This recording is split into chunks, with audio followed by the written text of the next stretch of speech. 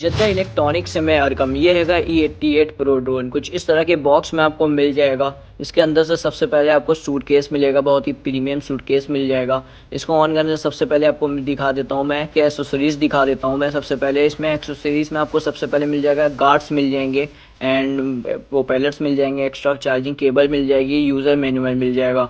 कुछ इस तरह के आपको बैटरी दो मिल जाएंगी। इसमें 1800 mAh की एक बैटरी रहेगी और कुछ इस तरह से अनफोल्ड हो जाएगा। इसको ऑन करने सबसे पहले लाइटें ब्लिंक करने लगेंगी और कुछ इस तरह के कैमरास मिल जाएंगे। डुअल कैमरा है और एडजस्ट कैमरा है, कहीं भी आप एडजस्ट कर सकते हैं कैमरा को।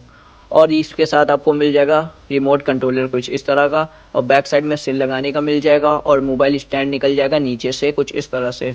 और आप इसको अच्छा लगा तो मेरे नंबर में कांटेक्ट करके आप इसको ऑर्डर भी कर सकते हैंगे।